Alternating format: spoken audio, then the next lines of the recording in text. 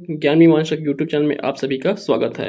देखिए, इस वीडियो में हम जो है आजीविका के यूनिट 2 का दूसरा पार्ट पढ़ने वाले हैं। पहले पार्ट में जो है हमने इससे पहले के टॉपिक के जो है जिसमें जो है महत्वपूर्ण था ग्राम उद्योग, खादी एवं ग्राम उद्योग आयोग को पढ़ा था, और जो है हमने प्रधानमंत्री रोजगार सृजन कार्यक्रम, इन दोनों टॉपिकों को जो है इससे पहले की वीडियो में पढ़ा है। उसके बाद जो है इस वीडियो में हम पढ़ने वाले हैं छत्तीसगढ़ खादी एवं ग्राम उद्योग बोर्ड को, और इसके बाद जो है हम हस्तशिल्प कला बोर्ड को भी पढ़ेंगे। उसके बाद रेशम उद्योग हैं और सिडबी, इन सब टॉपिक को जो है इस वीडियो में कवर करने वाले हैं, और साथ ही ग्राम उद्योग से संबंधित जो योजना, महत्वपूर्ण योजना चलाए जा रहे हैं, उसे भी देखेंगे। तो चलिए स्टार्ट करते हैं। इससे पहले कोई वीडियो को आप नहीं देखे हैं तो जाके देख सकते हैं, या उसका लिंक आपको डिस्क्रिप्शन में मिल जाएगा। चलिए, तो सबसे पहले दिया है छत्तीसगढ़ खादी एवं ग्राम उद्योग बोर्ड। तो देखिए, छत्तीसगढ़ खादी ग्राम बोर्ड उद्योग, इसका गठन जो है 20 जुलाई 2001 को किया गया था। यह जो है राज्य सरकार जो है राज्यपाल द्वारा अधिसूचना जारी करके जो है इसका गठन किया गया था 20 जुलाई 2001 को। इसका उद्देश्य छत्तीसगढ़ में खादी एवं विभिन्न ग्राम उद्योगों के विकास के लिए ग्रामीण क्षेत्र में लघु खनिज एवं उद्योग की स्थापना करना, साथ ही ग्रामीण क्षेत्रों में रोजगार के अवसर का सृजन करना है। देखिए, इसके तहत क्या क्या संचालित किए जा रहे हैं। तो छत्तीसगढ़ खादी एवं ग्रामीण उद्योग बोर्ड द्वारा संचालित केंद्र है, तो इसके तहत उत्पादन केंद्र संचालित किए जा रहे हैं। तो देखिए, सबसे पहला उत्पादन केंद्र, तो छत्तीसगढ़ में जो है टोटल कितने 9 उत्पादन केंद्र संचालित किए जा रहे हैं। कहाँ कहाँ उत्पादन केंद्र है, इन स्थलों का नाम आपको याद रखना है, यहाँ से प्रश्न पूछे जा सकते हैं।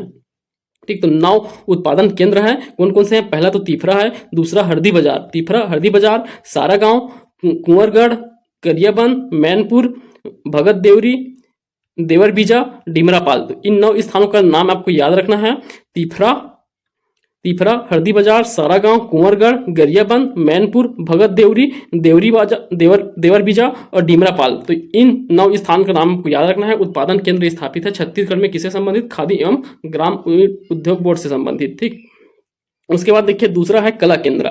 तो ये कला केंद्र जो है बहुत इंपॉर्टेंट है, यहाँ से जो है प्रश्न पूछे जाते हैं। तो देखिए, अभी सीजीपीएससी प्री हुआ था, सीजीपीएससी प्री 2024 में इससे प्रश्न पूछे गए थे। तो यह पूछा गया था पंडित दीनदयाल उपाध्याय ग्राम उद्योग शिल्प केंद्र, जिसे बांस शिल्प केंद्र कहा जाता है, यह कहाँ स्थापित है? इसका मुख्यालय तो कहाँ स्थापित है? जगदलपुर में। ठीक, तो यहाँ से प्रश्न पूछे गए हैं, तो ये बहुत इंपॉर्टेंट हो जाता है। तो देखिए, कला केंद्र, तो ग्राम उद्योग बांस शिल्प केंद्र जगदलपुर में संचालित है, जहाँ बांस के उत्पादन और फुटकर की बिक्री की जाती है। जगदलपुर स्थित बांस शिल्प केंद्र का नाम दीनदयाल उपाध्याय ग्राम उद्योग शिल्प केंद्र है। तो इसका नाम क्या है? दीनदयाल उपाध्याय के नाम पे रखा गया है इसे। इस केंद्र में आदिवासी महिलाओं के माध्यम से आदिवासी संस्कृति की कलात्मक वस्तुओं का तैयार किया जाता है। तो बांस से संबंधित है, याद रखेंगे, बांस शिल्प केंद्र है।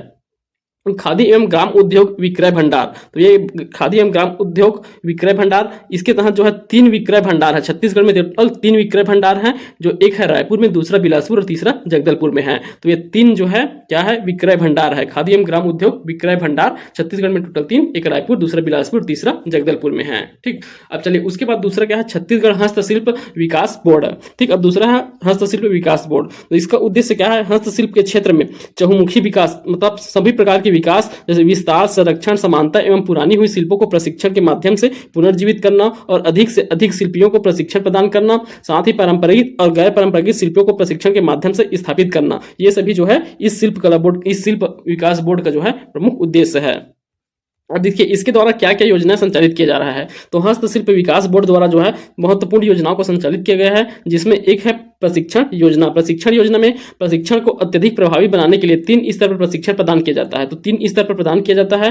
प्रथम बुनियादी स्तर पर जो प्रशिक्षण है, बुनियादी प्रशिक्षण कहलाता है, जो 3 माह का रहता है। दूसरा द्वितीय उन्नत प्रशिक्षण, वो 4 माह का रहता है। और तृतीय तकनीकी प्रशिक्षण जो है 2 माह का रहता है। ठीक, तो ये 3 प्रशिक्षण दिए जाते हैं हस्तशिल्प विकास बोर्ड द्वारा। दूसरा क्या योजना है? उन्नत उपकरण सहायता। उन्नत उपकरण सहायता पारंपरिक एवं प्रशिक्षण हस्तशिल्पियों को स्थापित करने के लिए 5,000 रुपए अनुदान प्रदान किया जाता है। तो ये उपकरण की सहायता के लिए जो है 5,000 रुपए अनुदान दिया जाता है इस बोर्ड के द्वारा। कर्मशाला एवं निर्माण सहायता, तो कर्मशाला एवं निर्माणशाला, इसमें अधिकतम 10,000 रुपए का अनुदान कर्मशाला निर्माण हेतु सहायता प्रदान किया जाता है। अर्थात जो है एक स्थल बनाने के लिए, स्थान जो है शिल्पकला को प्रोत्साहित करने के लिए, अगर कोई व्यक्ति जो है क्या करना चाहते हैं, एक कर्मशाला स्थान अर्थात अपने लिए स्थापित करना चाहते हैं निर्माण कार्य के लिए, तो उस वहां जो है इसके लिए 10,000 रुपए तक की अधिकतम जो है वित्तीय सहायता दिया जाएगा इस बोर्ड के माध्यम से। ठीक। अब चलिए अगला बोर्ड देखिए, छत्तीसगढ़ माटी कला बोर्ड। तो ये भी बहुत इंपॉर्टेंट है, छत्तीसगढ़ माटी कला बोर्ड। इसका गठन किया गया था 14 मार्च 2012 को। जो इस कब से कार्यशील है, 13 अगस्त 2012 से कार्यशील है। 14 मार्च 2012 को गठन किया गया, 13 मार्च 2012 से कार्यशील है। इसके अंतर्गत क्या किया जाता है, इसका प्रमुख उद्देश्य है पारंपरिक माटी शिल्पकारों को सर्वांगीण विकास के लिए योजनाबद्ध कार्यक्रम के माध्यम से उद्यमिता कौशल विकसित करना। तो इसके अंतर्गत जो है परंपरागत रूप से जो माटी शिल्पकला से संबंधित है, मुख्य रूप से ये कहाँ दिखा जाता है, सरगुजा संभाग में मुख्य रूप से दिखा जाता है, सरगुजा संभाग और बस्तर संभाग में। ठीक, माटी शिल्पकार। तो देखिए छत्तीसगढ़ माटी कला बोर्ड के द्वारा और क्या क्या योजना संचालित किए जाते हैं इसके अंतर्गत। तो पहला है कुंभकार टेराकोटा योजना। कुंभकार टेराकोटा योजना प्रदेश के माटी शिल्पियों को 31 दिसंबर 2020 तक 6481 नंग विद्युत चालक निःशुल्क वितरण किए गए हैं। देखिए ये टेराकोटा जो है ये मशीन होता है जो मटका वगैरह बनाने के लिए, तो ये कुंभकारों को दिया गया है। कितना टेराकोटा जो है 31 दिसंबर 2020 तक के 6481 नंग जो है विद्युत चालक टेराकोट दिया गया है। उसके बाद दूसरा देखिए ग्लेजिंग यूनिट की स्थापना। ग्लेजिंग यूनिट की स्थापना यह 2014-15 से प्रारंभ किया गया था, ग्लेजिंग यूनिट की स्थापना करना। इसके अंतर्गत कप, प्लेट, थाली, कटोरी, किचनवेयर, कुल्हड़, पानी का बोतल आदि का निर्माण किया जाता है। तो ये मशीन होता है ग्लेजिंग यूनिट। इसके अंतर्गत जो है इन सभी चीजों का क्या किया जाता है, निर्माण किया जाता है। किससे? मिट्टी से। ठीक, मिट्टी से निर्माण किया जाता है माटी कला बोर्ड द्वारा। उसके बाद तीसरा देखिए आवासीय प्रशिक्षण योजना। ये दिसंबर 2016 में चलाया गया था आवासीय प्रशिक्षण योजना। इसमें माटी शिल्पकारों को प्रशिक्षण हेतु 300 आवासीय प्रशिक्षण स्थापना किया गया था। तो 300 आवासीय प्रशिक्षण की स्थापना किया गया है आवासीय प्रशिक्षण योजना के तहत दिसंबर 2016 में। ठीक, अब चलिए अगला देखिए यहाँ छत्तीसगढ़ राज्य हथकरघा विकास व विपणन सहकारी संघ। तो ये भी बहुत इंपॉर्टेंट है, छत्तीसगढ़ राज्य का हथकरघा विकास एवं विपणन सहकारी संघ। तो इसका शुभारंभ कब किया गया? 20 दिसंबर 2000 को। 20 दिसंबर 2000 को इसका शुभारंभ किया गया है। इसका उद्देश्य है बुनकरों को हथकरघा बुनाई के तकनीकों को और अधिक विकसित करने व उत्पादों के विपणन की सुविधाएं उपलब्ध कराना, बुनकर समितियों को विपणन सुविधा प्रदान करने हेतु शोरूम की स्थापना व संचालन करना, राज्य के हथकरघा उत्पादों के प्रदर्शन व विक्रय के लिए एक्सपो व प्रदर्शनों का आयोजन करना। वर्तमान में 248 बुनकर सहकारी समिति हथकरघा संघ के सदस्य है। तो टोटल 248 बुनकर सहकारी समिति जो है इस हथकरघा संघ के सदस्य हैं।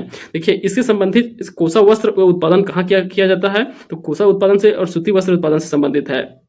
तो कोसा वस्त्र का उत्पादन मुख्य रूप से जांजगीर चांपा और रायगढ़ जिला में किया जाता है कोसा का उत्पादन। कोसा नगरी के रूप में चांपा जो है सबसे ज्यादा फेमस है, हमारे छत्तीसगढ़ में कोसा की नगरी कहा जाता है। तो कोसा वस्त्र उत्पादन जांजगीर चांपा और रायगढ़ में सबसे प्रसिद्ध है। वही सूती वस्त्र का उत्पादन देखें तो यह कहाँ कहाँ देखने को मिलता है? रायपुर, बलौदाबाजार, महासमुंद, दुर्ग, बालोद, राजनांदगांव, धमतरी, बस्तर और सरगुजा। तो इन क्षेत्रों में क्या सूती वस्त्र का उत्पादन देखने को मिलता है। ठीक, जहाँ राजनांदगांव में बहुत प्रसिद्ध है, रायपुर, बलौदाबाजार, महासमुंद, दुर्ग, बालोद, राजनांदगांव, धमतरी, बस्तर और सरगुजा में ठीक सूती वस्त्र उत्पादन।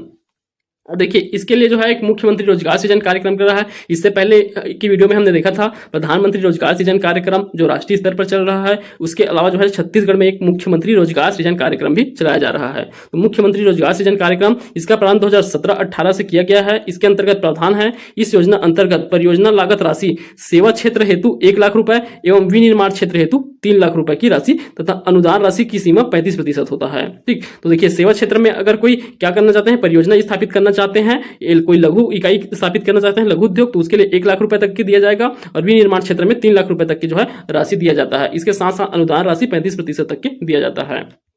देखिए जिसमें लाभार्थी द्वारा 5% स्वयं अंशदान नियोजित करना होता है। तो 5% अंशदान लाभार्थी द्वारा लगाना होता है। इससे जस्ट पहले पढ़े हैं उसी प्रकार है।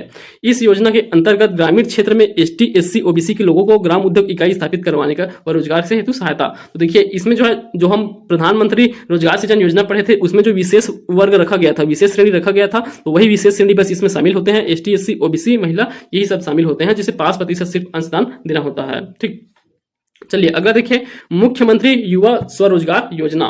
तो ये भी बहुत महत्वपूर्ण योजना है। मुख्यमंत्री युवा स्वरोजगार योजना, इसका उद्देश्य युवा वर्ग को आर्थिक दृष्टि से स्वावलंबी एवं योग्यता के अनुरूप स्वयं का रोजगार प्रारंभ करने हेतु बैंकों से ऋण प्राप्त होने स्वयं संबंधी समस्या का निराकरण कराना है। ठीक, जैसे लाभार्थी राज्य के बेरोजगार युवा रहेंगे, तो इसके लिए लाभार्थी कौन रहेंगे? राज्य के बेरोजगार युवा। तो युवाओं को जो है अपने स्वयं के लिए स्वरोजगार स्थापित करने के लिए बैंकों द्वारा ऋण उपलब्ध कराने इस योजना का प्रमुख उद्देश्य है। इससे संबंधित विभाग कौन सा है? वाणिज्य एवं उद्योग विभाग। छत्तीसगढ़ शासन के वाणिज्य एवं उद्योग विभाग द्वारा यह योजना संचालित किया जाता है, मुख्यमंत्री युवा स्वरोजगार योजना। इसके लिए पात्रता क्या क्या है उसे देखिए, ये बहुत इंपॉर्टेंट है। पात्रता क्या क्या है? छत्तीसगढ़ का मूल निवासी हो, दूसरा 8वीं कक्षा उत्तीर्ण हो, केवल बेरोजगार युवा एवं युवती ही आवेदन कर सकते हैं। ठीक, तो जो बेरोजगार हैं वही आवेदन कर सकते हैं। आवेदन की आयु 18 से 35 वर्ष होनी चाहिए। आवेदक की परिवार की वार्षिक आय 3 लाख रुपए से अधिक नहीं होना चाहिए। तो ये सभी पात्रता के लिए क्राइटेरिया रखा गया है। इसके आधार पर जो है ऋण दिया जाता है। और ऋण की सीमा क्या होगा? अगर देखिए, ऋण की सीमा परियोजना लागत का ऋण की सीमा जो है विनिर्माण क्षेत्र में 25 लाख रुपए तक की दिया जाता है, सेवा क्षेत्र में 10 लाख रुपए तक की ऋण और व्यवसाय क्षेत्र में 2 लाख रुपए तक की ऋण दिया जाता है। ठीक, तो आप देख सकते हैं विनिर्माण में 25 लाख, सेवा क्षेत्र में 10 लाख और व्यवसाय में 2 लाख तक के ऋण दिए जाते हैं। अब चलिए अगला देखिए, छत्तीसगढ़ की प्रमुख योजना एवं कार्यक्रम। तो छत्तीसगढ़ में जो महत्वपूर्ण योजना कार्यक्रम चलाए जा रहे हैं और इसमें तो मुख्य रूप से पुरस्कार को दिए गए हैं। तो देखिए कौन कौन से पुरस्कार जो हैं इससे संबंधित दिए जाते हैं ग्राम उद्योग। तो देखिए स्वर्गीय बिसाहूदास महंत पुरस्कार योजना, तो ये जो है राज्य अलंकरण के रूप में दिया जाता है। और राजराजेश्वरी करुणा माता प्रोत्साहन योजना, ये भी जो है राज्य अलंकरण के रूप में दिया जाने वाला पुरस्कार है। तो आप देख सकते हैं यह स्वर्गीय बिसाहूदास महंत पुरस्कार बुनकरों के कला कौशल व उत्कृष्ट डिजाइन को प्रोत्साहित करने हेतु प्रति वर्ष एक बुनकर को 2 लाख रुपए पुरस्कार, निर्णायक मंडल की अनुशंसा पर अधिकतम 2 बुनकरों को 1-1 लाख रुपए दिया जाता है। तो इसके अंतर्गत कोई एक बुनकर को दे सकते हैं या फिर अधिकतम जो है 2 बुनकर को देंगे, परंतु जो सीमा रहता है प्रोत्साहन राशि की वो 2 लाख रुपए रहेगा। तो 2 लोगों को दिए हैं तो 1-1 लाख रुपए बढ़ जाता है। ठीक, तो इसके तहत 2 लाख दिया जाता है, बुनकर के लिए है। स्वर्गीय बिसाहूदास महंत पुरस्कार बुनकरों के लिए है, याद रखेंगे। दूसरा है राजराजेश्वरी करुणा माता प्रोत्साहन पुरस्कार। तो ये जो है सूती वस्त्र का उत्पादन करने वाले 2 बुनकरों को दिया जाता है, जिसमें 1-1 लाख रुपए दिया जाता है 2 बुनकरों को, किसी लिए सूती वस्त्र का उत्पादन करने के लिए राजराजेश्वरी करुणा माता प्रोत्साहन पुरस्कार। तो ये भी राज्य अलंकरण के अंतर्गत शामिल है। उसके बाद चलिए तीसरा देखिए, पुरस्कृत बुनकरों को मासिक आर्थिक सहायता। तो देखिए जो जो बुनकर को ये पुरस्कार प्रदान किया गया रहता है, किसी भी वर्ष जो है पुरस्कार दिया जाता है, राष्ट्रीय स्तर पर हो या राज्य स्तर पर, बुनकर से संबंधित जो भी पुरस्कार अगर उन्हें मिला रहता है तो उसके लिए भी मासिक सहायता राशि दिया जाता है उनके 60 वर्ष पूरा होने के पश्चात, जो पेंशन के रूप में दिया जाता है, कह सकते हैं। देखिए राष्ट्रीय राज्य स्तर पर हथकरघा वस्त्र बुनाई हेतु पुरस्कार पुरस्कृत बुनकर जिसकी आयु 60 वर्ष या अधिक हो गया हो 5,000 रुपए मासिक सहायता दिया जाता है। तो 5,000 रुपए दिया जाता है अगर कोई भी राष्ट्रीय स्तर पर या राज्य स्तर पर हथकरघा वर्ष से संबंधित जो हथकरघा वस्त्र बुनाई से संबंधित जो भी पुरस्कार जीते हुए हैं उनको 60 वर्ष पूरा होने के पश्चात जो है उन्हें 5,000 रुपए प्रति माह दिया जाता है। पुरस्कृत बुनकर के मरण उपरांत उसकी पत्नी को 3,000 रुपए प्रति माह दिया जाएगा। तो एक प्रकार का एक पेंशन की तरह है, पेंशन की तरह है। 60 वर्ष पूरा होने के पश्चात मिलता है 5,000। अगर जो व्यक्ति जिन्हें पुरस्कार मिला है उन्हें उनकी मृत्यु हो जाती है तो उनकी पत्नी को दिया जाता है 3,000 रुपए प्रति माह। पुरस्कृत बुनकर की वार्षिक आय 2.5 लाख रुपए से अधिक ना हो, तो इसके लिए एक क्राइटेरिया है। अगर 2.5 लाख रुपए से अधिक नहीं है उसका पुरस्कृत बुनकर का जो वार्षिक आय है तब जो है यह राशि दिया जाता है। ठीक, तो ये बहुत महत्वपूर्ण है ये तीनों पुरस्कार। उसके बाद देखिए चौथा क्या है, तो ये चौथा देखें तो शासकीय विभागों में हथकरघा वस्त्र को प्रदान किया जाता है। हथकरघा वस्त्र प्रदान किया जाता है कहाँ? सरकारी विभागों में। तो यह किसके द्वारा? हथकरघा व्यापारी विपणन संघ द्वारा जो है सरकारी विभागों में हथकरघा वस्त्र प्रदान किया जाता है। दूसरा है नेशनल हैंडलूम एक्सपो और हथकरघा प्रदर्शनी। तो यह जो है किनके द्वारा आयोजित किया जाता है? नेशनल हैंडलूम एक्सपो और हथकरघा प्रदर्शनी 2018-19 में रायपुर में आयोजित किया गया था। भारत सरकार और राज्य सरकार दोनों द्वारा किया गया था। तो भारत और राज्य सरकार दोनों के द्वारा जो है नेशनल हैंडलूम एक्सपो और हथकरघा प्रदर्शनी 2018-19 में रायपुर में आयोजित किया गया था। तो ये याद रखेंगे, ये जो है इसका प्रचार प्रसार के लिए और उसके प्रदर्शनी के लिए स्थापित किया गया था हैंडलूम से संबंधित। ठीक, दूसरा देखिए स्पेशल नेशनल हैंडलूम एक्सपो और हथकरघा प्रदर्शनी ये 2018-19 में भोपाल में आयोजित किया गया था। तो देखिए स्पेशल नेशनल हैंडलूम एक्सपो एवं हथकरघा प्रदर्शनी है जो 2018-19 में किया गया था, यह भोपाल में किया गया था और यह हमारे छत्तीसगढ़ के रायपुर में किया गया था नेशनल हैंडलूम एक्सपो हथकरघा प्रदर्शनी।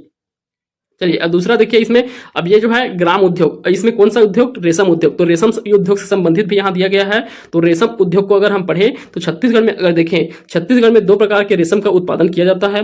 पहला को कहलाता है मलबरी रेशम, दूसरा होता है टसर रेशम। तो 2 प्रकार याद रखेंगे, छत्तीसगढ़ में 2 ही प्रकार के रेशम का उत्पादन किया जाता है। पहला है मलबरी रेशम, दूसरा है टसर रेशम। ठीक, इसके लिए संचालित योजना को देखें तो इसके लिए 4 योजना संचालित किए गए हैं। तो पहला है पालित डाबा टसर ककुन उत्पादन योजना, दूसरा है नैसर्गिक बीज प्रगुणन एवं कोसा संग्रहण योजना, तीसरा है टसर धारा करण योजना, चौथा है मलबरी रेशम विकास व विस्तार योजना। तो ये सभी रेशम उद्योग से संबंधित जो है योजना है, रेशम उत्पादन से संबंधित। देखिए रेशम उत्पादन में भारत दूसरा स्थान है, प्रथम स्थान चीन है और दूसरे स्थान पे भारत है रेशम के उत्पादन में।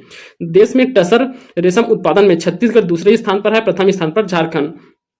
तो देखिए देश में जो है टसर रेशम के उत्पादन में छत्तीसगढ़ जो है दूसरे स्थान पर, और पहले स्थान पर कौन सा, झारखंड है। अभी हम देखे थे करंट अफेयर में ही पढ़े हैं हम कि रेशम उत्पादन के क्षेत्र में जो है छत्तीसगढ़ को जो है अवार्ड भी मिला गया है, छत्तीसगढ़ को अवार्ड दिया गया है रेशम उत्पादन के संबंध में।